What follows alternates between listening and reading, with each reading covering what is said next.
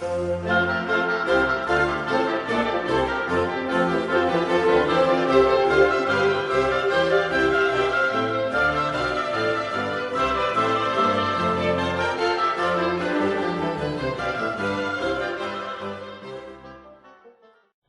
vamos a Juan capítulo 20. El primer día de la semana, María Magdalena fue de mañana siendo aún oscuro al sepulcro y vio quitada la piedra del sepulcro. Entonces corrió y fue a Simón Pedro y al otro discípulo, aquel al que amaba Jesús, y les dijo: se han llevado del sepulcro al Señor y no sabemos dónde le han puesto. Y salieron Pedro y el otro discípulo y fueron al sepulcro. Corrían los dos juntos, pero el otro discípulo corrió más aprisa que Pedro y llegó primero al sepulcro. Y bajándose a mirar vio los lienzos puestos allí, pero no entró. Luego llegó Simón Pedro tras él y entró en el sepulcro y vio los lienzos puestos allí y el sudario que había estado sobre la cabeza de Jesús, no puesto con los lienzos, sino enrollado en un lugar aparte. Entonces entró también el otro discípulo, que había venido primero al sepulcro, y vio y creyó, porque aún no habían entendido la Escritura, que era necesario que él resucitase de los muertos. Y volvieron los discípulos a los suyos. Bien, estamos viendo este episodio tan importante del Evangelio, que es un suceso salvífico tan importante como es la resurrección de nuestro Señor Jesús.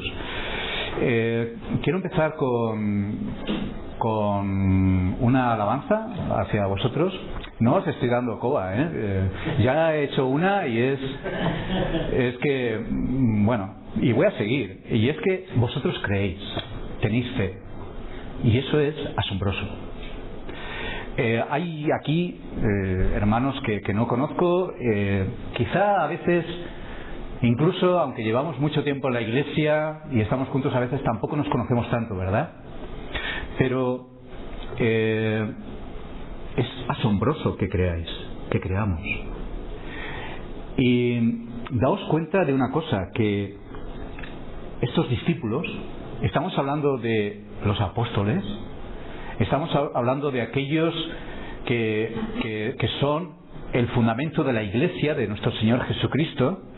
Estamos hablando de aquellos que acompañaron al Señor Jesucristo día tras día durante 3 años y medio. Estamos hablando de aquellos que fueron elegidos especialmente por Él, y ellos no creyeron.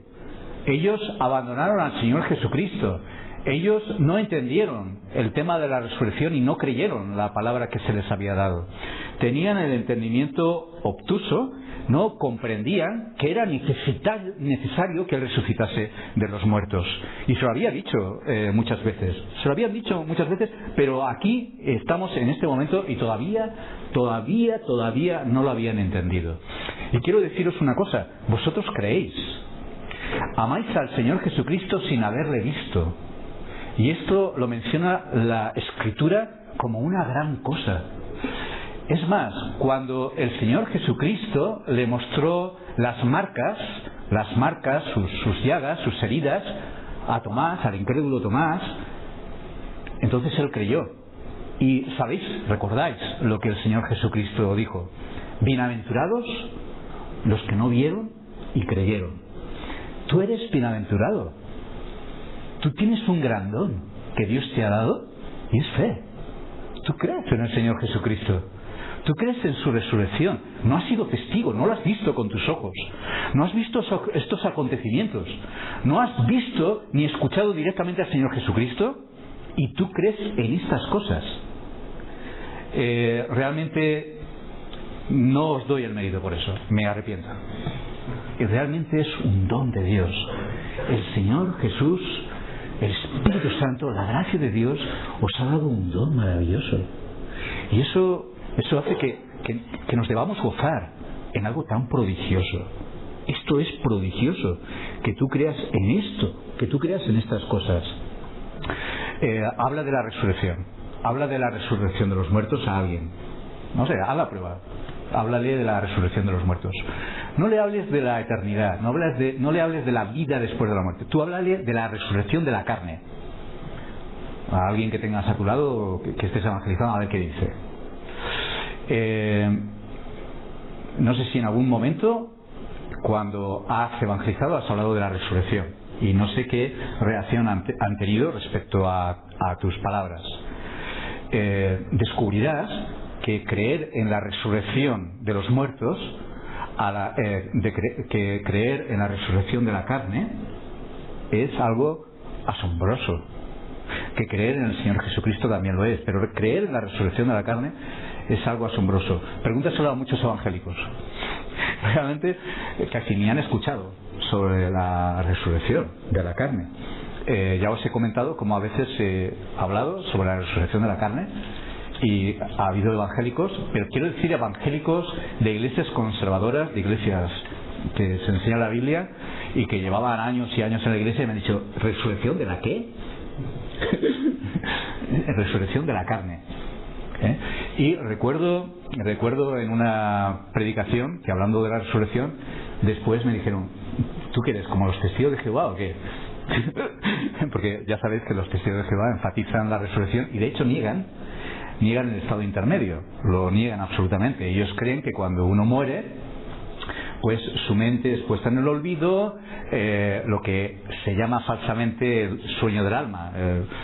No hay conciencia y solamente hay resurrección y nada en el medio. Nosotros creemos que cuando un creyente muere, en ese mismo momento va a la presencia del Señor, como recordamos en el pasaje del ladrón malo, porque no era ladrón bueno, era un ladrón, del ladrón cuando el Señor le dijo: hoy, no cuando resucites, no cuando yo venga, sino en mi reino, sino hoy estarás conmigo en el reino de mi Padre.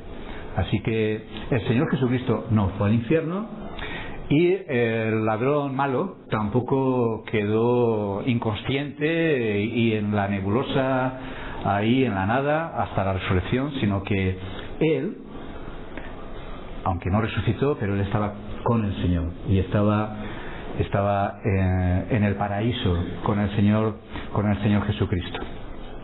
Bien, pues es un tema que os felicito, porque vosotros creéis en el Señor Jesucristo y creéis en la resurrección, pero el mérito lo tiene el Señor, ¿vale? El Señor es el que tiene el verdadero mérito por la fe que tenemos. Si creemos algo correcto es porque Dios nos ha dado la gracia, el don de la fe, y si hay algo sano en nuestros pensamientos y en nuestra vida, es por la gracia de Dios y por la misericordia de Dios. Si hay algo bueno en ti, no tienes de qué felicitarte. Realmente, ¿qué tienes que no hayas recibido? ¿Qué es lo que tú tienes que no hayas recibido? No solamente la fe, es que todo, absolutamente todo en tu vida es algo que Dios te ha dado, que tú has recibido por su gracia. Pero sí, nos podemos considerar bienaventurados porque no hemos visto y hemos creído. Lo que quiero que veamos en este segundo culto, en primer lugar, vamos a ver que aunque nos encontramos a los discípulos del Señor Jesucristo en esta incomprensión, en este momento, pues veremos cómo, y lo hemos leído en Hechos 2, cómo inmediatamente después del día de Pentecostés, lo primero de lo que dieron testimonio fue precisamente de la resurrección del Señor Jesucristo. Primero que ellos dieron testimonio. En segundo lugar, vemos que un énfasis en las Escrituras, de evidencia, de ser testigos, es precisamente en la resurrección. Ellos, los apóstoles, la Escritura en general, nos habla de muchas verdades y, oye, ¿lo crees o no lo crees? ¿Vale? Así de sencillo. Tú o recibes la Escritura con mansedumbre, con fe, porque Dios te ha dado ese don, o a ver qué prueba tenéis de eso. Sin embargo, en cuanto a la resurrección, ellos presentan evidencias. Vamos a verlo también. Y esto lo vemos en el primer sermón que ellos dieron en el día de Pentecostés, como ellos dijeron, de lo cual nosotros somos testigos de estas cosas. O sea, presentamos evidencia de esto. Vamos a ver algunas evidencias que, bueno, de hecho hay mucho sobre este tema y solamente voy a mencionar unas cuantas nada más por causa del tiempo.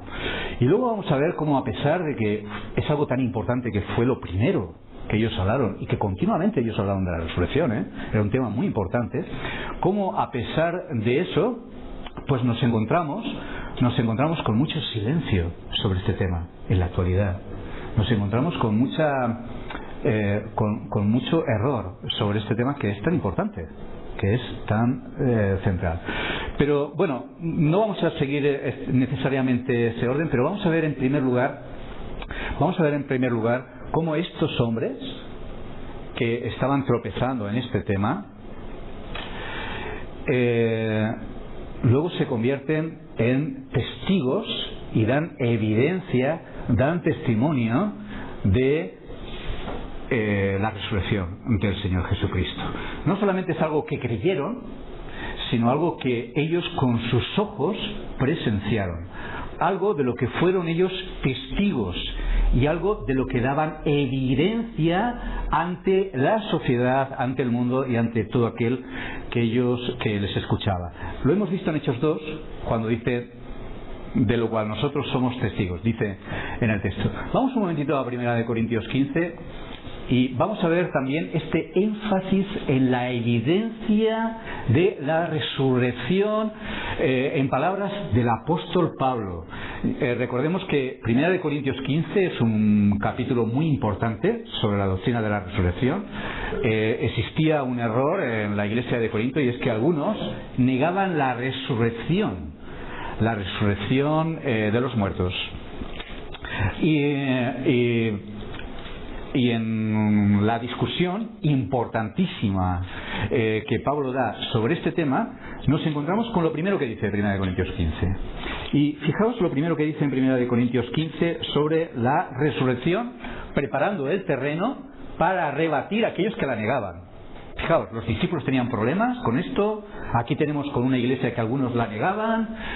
Luego nos vamos a encontrar con lo mismo en otros contextos, en las Escrituras, especialmente en el libro de Hechos. Nos encontramos con mucho vacío sobre este tema hoy en día. Fijaos qué cosa, ¿no? Pero Pablo dice en 1 Corintios 15: os declaro, hermanos, el Evangelio que os he predicado, el cual también recibisteis, en el cual también perseveráis, por el cual asimismo, si retenéis la palabra que os he predicado, solamente si la retenéis, es decir, si perseveráis, si no perseveráis no, sois salvos, si no creísteis en vano. Es decir, si verdaderamente, realmente, de verdad habéis creído, vuestra fe es una fe auténtica. Porque primeramente os he enseñado lo que asimismo recibí. Aquí tenemos una de las declaraciones concisas del Evangelio, una de las declaraciones breves más sobresalientes de todo el Nuevo Testamento. Aquí vemos el Evangelio en un resumen. Pero cuidado con los resúmenes del Evangelio. Estamos muy acostumbrados a nosotros a hacer resúmenes del Evangelio. Y le decimos a la gente: mira, el Evangelio es esto, pum, pum, pum, 3 pasos. Como máximo llegamos con un poco de esfuerzo a 4 pasos. Ya no encontraréis 5 pasos. O hay 3 o hay 4. Eso no es mucho, ¿vale? Y después de haberle dicho a alguien 3 o 4 pasos, le decimos: ya está, ya lo sabes todo lo que tienes que saber y ahora ya te puedes convertir. Evidentemente esto es una mofa del Evangelio, esto es ridículo. Aunque no le hagas a alguien orar y no hagas la típica oración que nosotros conocemos, y no caigamos en el error de decirle: has hecho la oración, ya eres salvo. Aunque no hagamos ese error, pretender que hemos predicado el Evangelio con 3 pasos o 4 pasos es un grave error. Y pretender que alguien puede, en base a lo que acabas de decir, entender el Evangelio y responder al Evangelio, eso es mucho pensar. El Evangelio no es 3 o 4 pasos. Y aunque podemos hacer resúmenes, Pablo hace aquí un pequeño resumen, sin embargo, el Evangelio es grandioso, es algo inmenso, es algo muy grande, en lo que nosotros estamos creciendo todavía. El Evangelio es algo que nosotros estamos escuchando, es algo que nosotros estamos aprendiendo. El Evangelio no es solamente para los que están fuera, en 4 pasos, sino que el Evangelio es algo que es enseñado a la Iglesia en la Epístola a los Romanos. Ya, os voy a declarar el Evangelio. Y empieza. Y no le dice 4 cosas, ni 3, les dice muchas cosas. Y eso es tan grande que puedes pasar toda tu vida entendiendo el Evangelio y te vas a quedar corto. El Evangelio es para nosotros. El Evangelio es algo que se necesita enseñar a la Iglesia. Es algo que se me debe de predicar, a mí también, no solamente a los de fuera. Pero bueno, seguimos con este resumen, pero cuidado con lo que hacéis con este resumen, ya os he advertido, porque primeramente os he enseñado, dice, lo que asimismo recibí, que Cristo murió por nuestros pecados, primer elemento fundamental en el Evangelio, que Cristo murió por nuestros pecados conforme a las Escrituras y que fue sepultado. No es un segundo elemento fundamental, pero sí es la prueba, la demostración de ese primer punto fundamental. Cristo murió, y que conste que eso es evidente, Él fue sepultado y eso está demostrado, Así que lo que está haciendo Pablo está aportando una evidencia de que Cristo evidentemente murió, lo cual es la esencia del Evangelio, y fue sepultado, que es la evidencia, y que resucitó al tercer día, conforme a las Escrituras. Daos cuenta que menciona en el Evangelio la resurrección, no solamente la muerte de Cristo. No sé si cuando tú predicas a alguien solamente mencionas la muerte de Cristo, la cruz. La resurrección es una parte fundamental del Evangelio. Búscalo en los 3 pasos. Búscalo si quieres en los 4 pasos. A veces no viene. Pero sin embargo es un elemento fundamental del Evangelio. ¿Tú te das cuenta que es un fundamento primordial, ineludible de la esencia del Evangelio? La resurrección de Cristo. Vale, pues lo es. Tengámoslo en cuenta. Y luego dice, y que fue sepultado, que resucitó al tercer día conforme a las Escrituras, y dice, y que apareció a Cefas, evidencia. Eso no es un fundamento del Evangelio en un sentido. El fundamento y la esencia del Evangelio que está aquí presentando Pablo en esta especie de súper resumen es que Cristo murió y también que Cristo resucitó. Y presenta dos evidencias a estos 2 grandes hechos de la salvación. Es que Cristo murió y fue sepultado, y que Cristo resucitó, y hay evidencia de ello. Él se apareció a Cefas y después a los 12, después apareció a más de 500 hermanos a la vez, de los cuales muchos viven aún y otros ya duermen. Después apareció a Jacobo, después a todos los apóstoles, y al último de todos, como a un abortivo, me apareció a mí, porque yo soy el más pequeño de los apóstoles, que no soy digno de ser llamado apóstol, porque perseguí a la iglesia de Dios. Así que tenemos estas 2 columnas, estos 2 fundamentos primordiales, esenciales del Evangelio, que son la muerte de Cristo, pero apuntémonos el tema los evangélicos, que a veces hablamos y pensamos en la cruz y en la muerte de Cristo como si no hubiera nada más, como si eso ya hubiera solucionado todo el tema, como si eso fuera todo lo que hace Dios. Perdona, la muerte de Cristo y la resurrección. Pero lo que yo estoy enfatizando ahora es que se presentan evidencias. Esto es algo recurrente en el Nuevo Testamento. Cristo resucitó y somos testigos. Cristo resucitó y damos testimonio de que nosotros hemos presenciado eso, y es verdad. Daos cuenta de que aquellos que no comprendieron que aquellos que dudaron, que no entendieron, ahora de repente este tipo de personas se convierten en testigos, que dan evidencia. Yo realmente no soy muy... creo que esta es una postura que puede ser cuestionable, pero yo no soy muy de cierto tipo de apologética, no estoy muy a favor de cierto tipo de apologética. Estoy de acuerdo con la apologética, que conste. Necesitamos presentar defensa de la esperanza que hay en nosotros con mansedumbre, con conocimiento, con sabiduría, y necesitamos presentarla con valentía y con audacia y con solidez. Y necesitamos crecer en este tipo de acercamiento al mundo que nos rodea. No niego esto, y estamos viendo en las clases de historia cómo ante los herejes, ante los paganos, la Iglesia dio una respuesta. La Iglesia se fortaleció apologéticamente frente a aquellos que cuestionaban, que se burlaban, que negaban y que luchaban en contra del cristianismo y del Evangelio.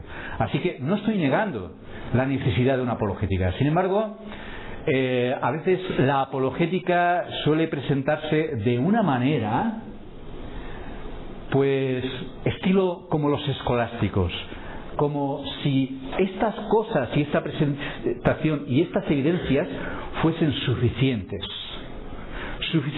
para dar un resultado de fe, de conversión. Y es en esto en lo que no estoy de acuerdo.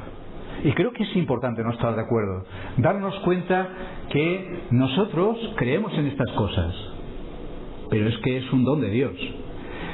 Creemos en esta resurrección, pero no hemos tenido necesariamente estas evidencias. Nosotros hemos creído en estas cosas sin ni siquiera considerar algunas de las evidencias de libros de apologética fantásticos que puedes leer por ahí. No digo que no sean útiles, no digo que no te armes todo lo que te puedas hasta los dientes si es necesario, y no digo que no utilices algunos de estos buenos argumentos, pero la base de nuestra fe no está fundamentada en esto, sino que está fundamentada en la gracia. Es obra del Espíritu Santo en nuestras vidas. Entonces, si tú crees es precisamente porque Dios ha obrado en tu vida, es un don de Dios. No es suficiente con decir esto, sino que tenemos que darnos cuenta de la importancia de verlo así. Si no, no nos damos cuenta que nos estamos apartando con este tipo de apologética, nos estamos apartando de aquello que estamos proclamando, que esencialmente la fe es una obra de la gracia de Dios y del Espíritu Santo. Sin embargo, aquí vemos evidencias sobre la resurrección. Hay testimonios muy interesantes en la historia, seguramente habréis escuchado, de un abogado. Este hombre era un escéptico absoluto, no creía en Cristo, no creía en la resurrección, y entonces él quiso escribir. Era un abogado, se llamaba Frank Morrison. Bueno, no sé si os suena, pero este hombre empezó a escribir sobre Cristo y sobre el Evangelio, sobre la resurrección, y pues ya sabes, como algunos incrédulos escépticos hacen, para dar un repaso, ¿no?, a todas estas cosas que para ellos son cuentos de viejas. Pero él precisamente al estudiar sobre este tema, al documentarse, al ver todas estas cosas y al ir entendiendo más sobre la materia, pues el libro que iba a escribir en contra de la fe se convirtió en un libro llamado ¿Quién movió la piedra? Un libro que en su día fue muy famoso, no sé si lo habéis oído alguna vez, pero claro, al encontrarse con las evidencias, estaban tan claras que él cambió la orientación, el propósito y el contenido del libro, que en su principio era un libro en contra de la fe. Hay otro ejemplo quizá más conocido de esto. No sé si habéis visto Ben-Hur, la película de Ben-Hur.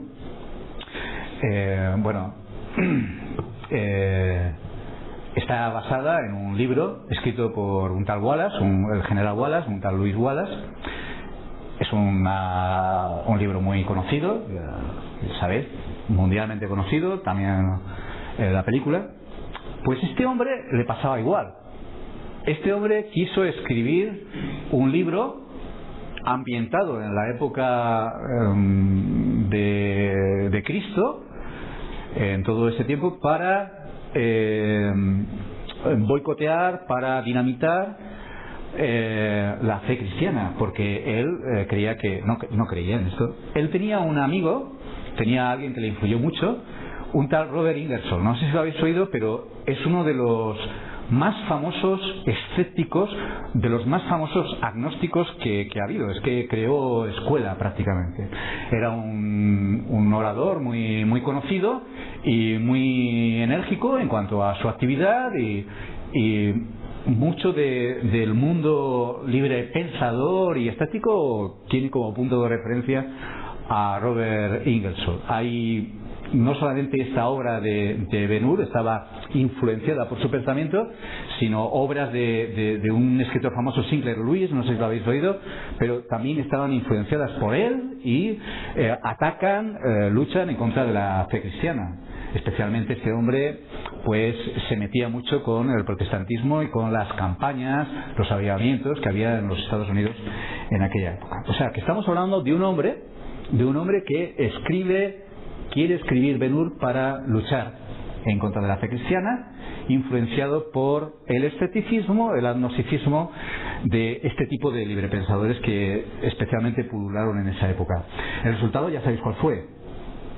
Este hombre, al coger material, al investigar, al estudiar sobre este tema, quedó abrumado ante la cantidad de evidencias que había sobre este tema, y el resultado fue totalmente diferente. Fue Ben-Hur, amigo de Jesús. Fue un libro que presentaba a Cristo resucitado y presentaba la realidad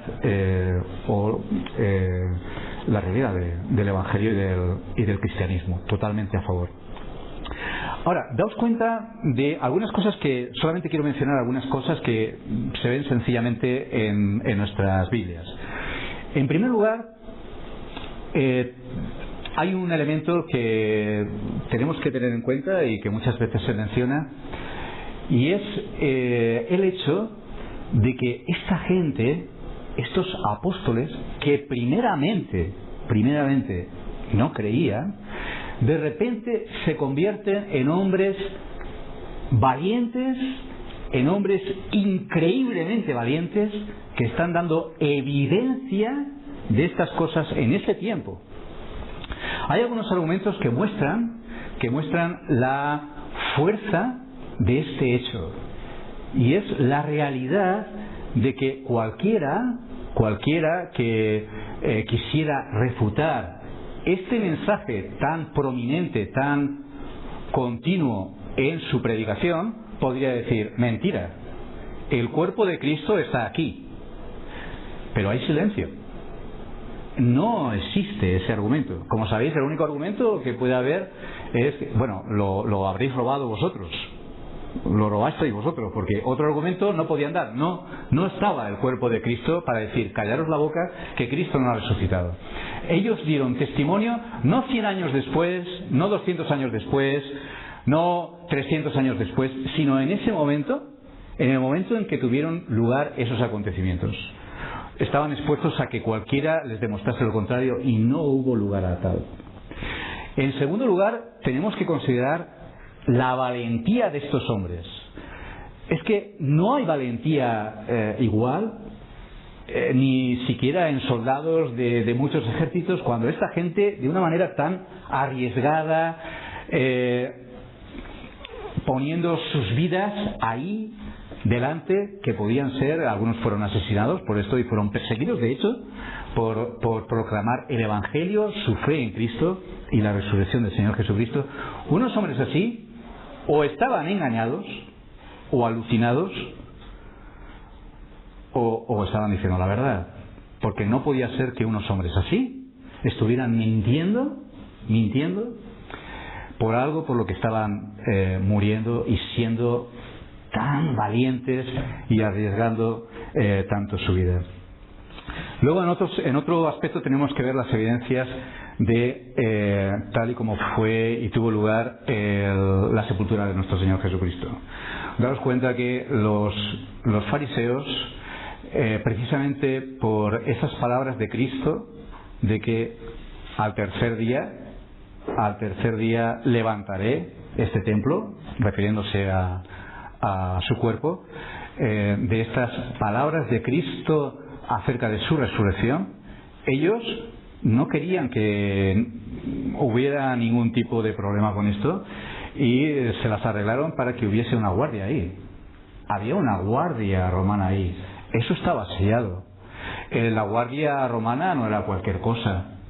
Y sin embargo, tuvo lugar la desaparición del Señor Jesucristo en unas circunstancias que eran totalmente imposibles que ocurriesen. Así que, sencillamente, el mostrar la convicción de estos hombres, arriesgando su muerte por algo que o era verdad o estaban engañados, el hecho de que dieron testimonio en un momento en que podían ser refutados y hay silencio, el hecho de cómo se produjo la resurrección de nuestro Señor Jesucristo muestra la fuerza del testimonio y de la proclamación de los apóstoles en este momento de Pentecostés y a lo largo de su predicación y de su ministerio.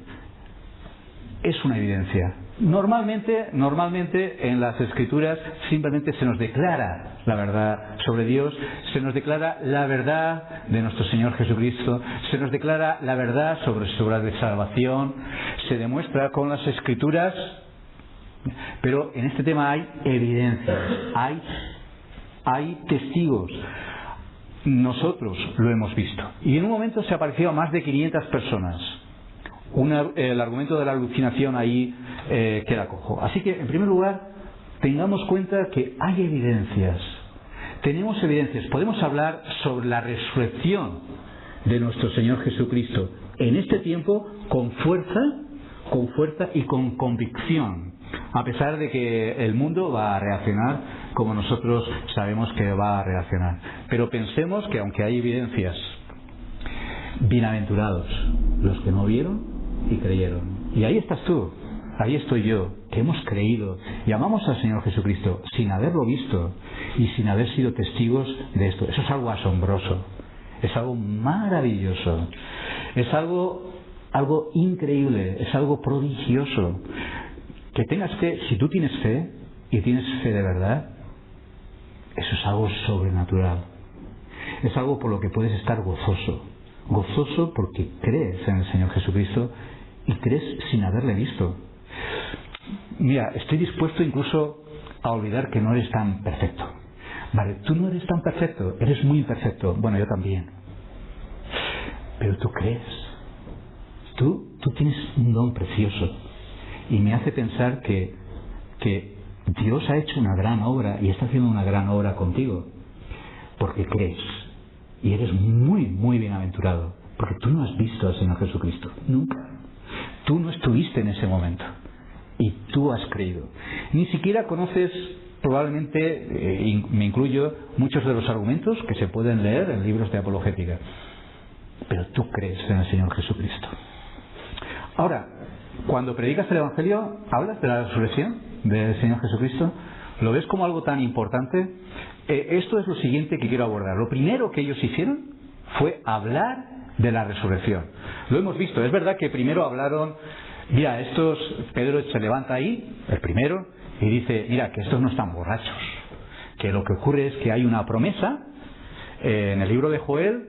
Derramaré mi espíritu, ya sabéis, ¿no? Sobre toda carne, sobre vuestros hijos, sobre vuestras hijas, profetizarán, etcétera, etcétera. Dice todo esto, y esto es lo que se está cumpliendo delante de vuestros ojos.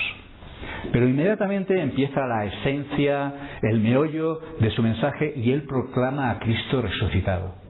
Es la esencia, es el énfasis. Vosotros lo habéis matado y el Padre lo ha puesto como Señor, como Señor y Salvador, y lo ha resucitado.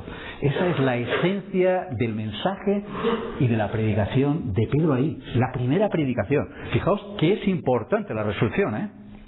Luego, si nosotros rastreamos en el libro de Hechos, vemos cómo la proclamación de la resurrección aparece en distintos momentos. Y vemos cómo algunos se burlan de ellos. En ciertos momentos hablaban de eso y se arman jaleos incluso, porque ya sabéis que los saduceos no creían en la resurrección de los muertos, se les atragantaba, como a muchos que son de tipo de la mente y de la razón, que son racionalistas, se les atraganta el tema y no podían aceptar esto. Pero Pablo, a pesar de este problema, él proclamaba la resurrección de Cristo como algo importante que había que enseñar. ¿Tú hablas de la resurrección de Cristo? Es un tema importante, muy importante. Luego vemos cómo en su testimonio ante aquella autoridad, cuando está él preso, vemos cómo habla de la resurrección. En el momento en que habla de la resurrección, dice, bueno, venga, vamos a hablar de otro tema, ya me hablarás de eso en otro momento, ¿no? Ahí hay un problema. Pero Pablo habló de la resurrección, es un tema importante. Tú hablas de la resurrección de Cristo, ¿te das cuenta que es una parte esencial del Evangelio? ¿Lo ves como una parte esencial del Evangelio? Cristo murió. Esta es la esencia de nuestra justificación, es la esencia de nuestra salvación. Él dijo, está consumado. Es verdad, la paga de nuestros pecados se llevó a cabo en la cruz.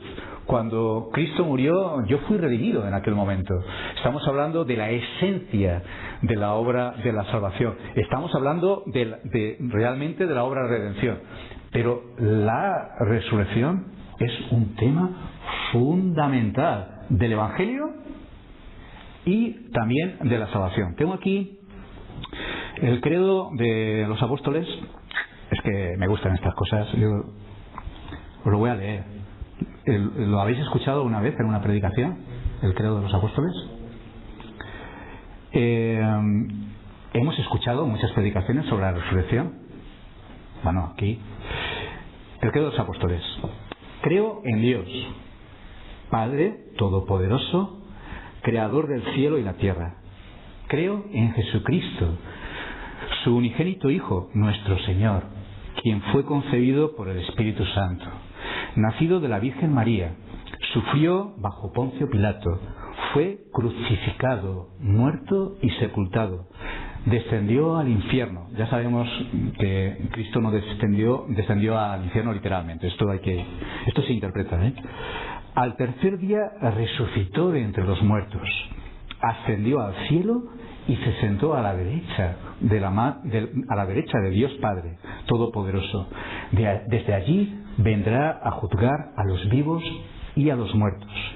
Creo en el Espíritu Santo, creo en la Santa Iglesia Universal, en la Santa Iglesia Católica, dice, pero aquí esto es protestante, dice Iglesia Universal. ¿Qué es lo que significa católica realmente? ¿Tú crees en la Santa Iglesia Universal? Tienes que creer. No solamente debes de creer en la iglesia local, tienes que creer en la iglesia local. O sea, tú tienes que estar comprometido en la iglesia local, pero si no crees en la iglesia universal, ahí hay problemas, ¿eh? Te pongo un cero si tú no crees o no enfatizas o no te das cuenta de la importancia que tiene que tener la Iglesia Universal para nuestra visión, nuestra fe, nuestra convicción. Creo en la Iglesia Universal, la Santa Iglesia Universal, la Santa Pecadora Iglesia Universal, también, la comunión de los santos, el perdón de los pecados, la resurrección de la carne y la vida eterna. Amén.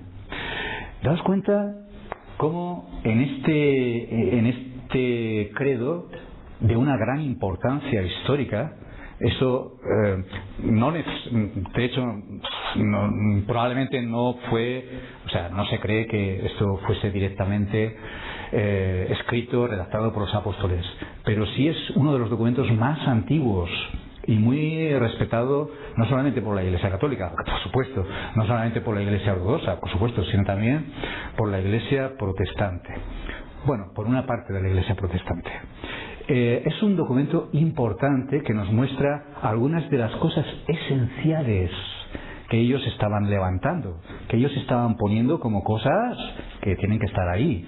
Y daos cuenta cómo la resurrección de Cristo y la resurrección de la carne están ahí como una parte primordial.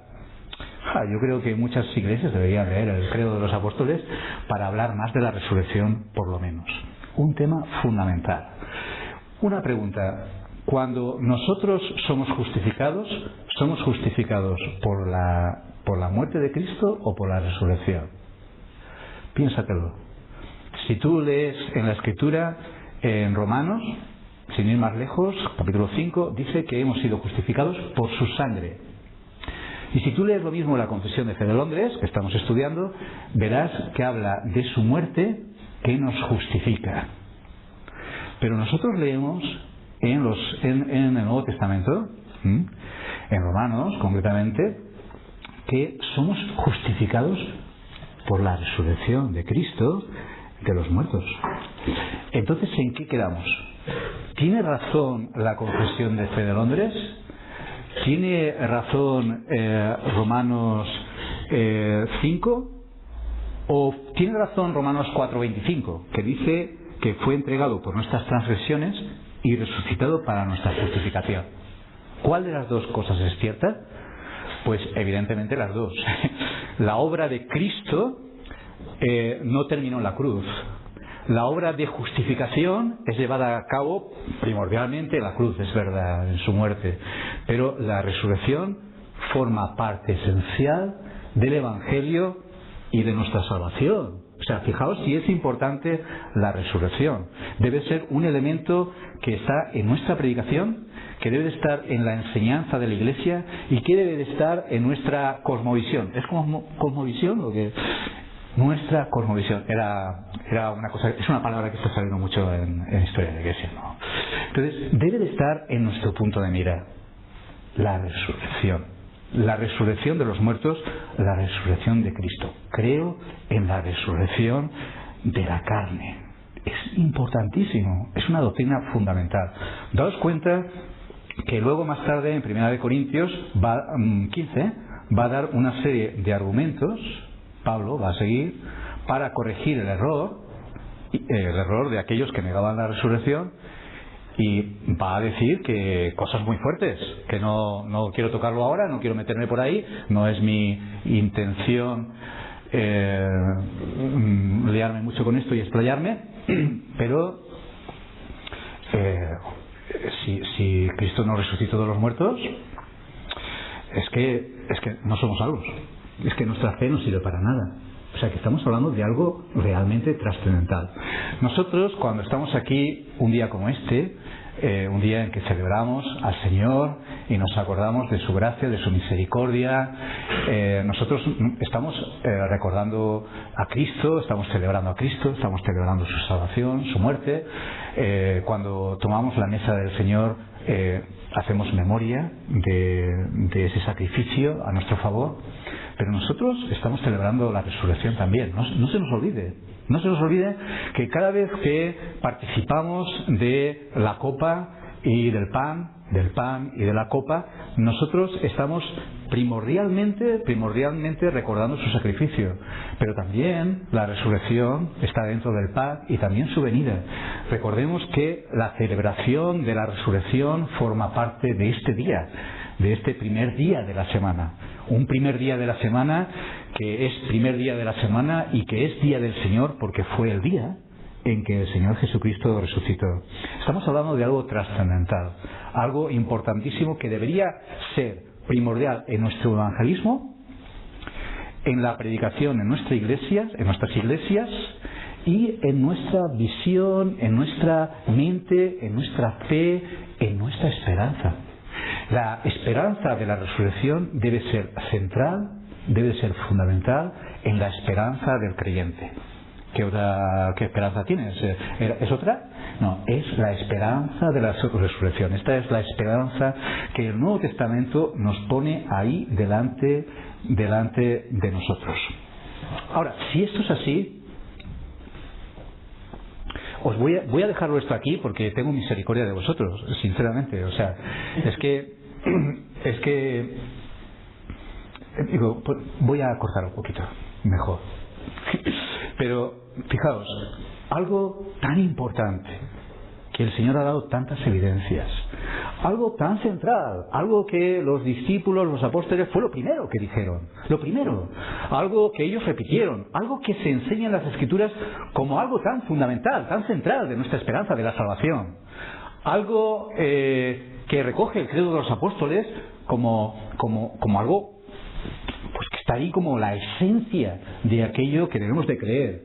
Algo así, de estas características. ¿Qué pasa? ¿Cómo es posible entonces que nos encontremos con todo esto? Con esta incredulidad, esta incomprensión de los discípulos. Parece ser que es algo normal. Parece ser que es algo corriente y que podemos esperar esto de la naturaleza humana respecto a este tema. Porque los apóstoles es que no había manera en esto. El Señor les dice, pero qué insensatos, qué tardos para entender y comprender las Escrituras.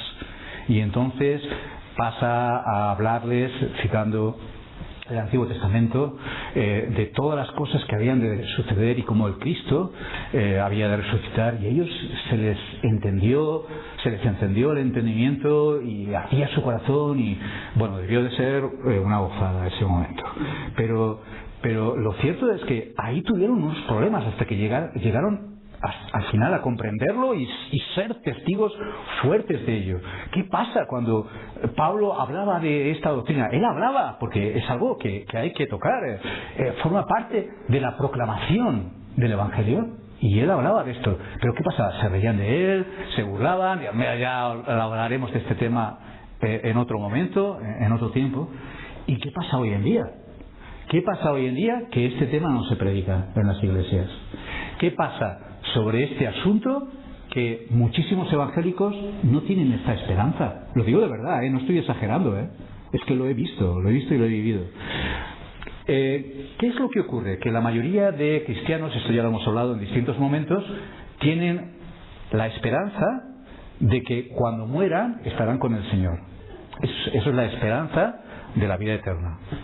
Bueno, por supuesto, concedo esto, es una evidencia. Todo cristiano evangélico que realmente cree tiene la esperanza de la vida eterna y tiene esa esperanza de que cuando muera irá con el Señor. Esto es verdadero.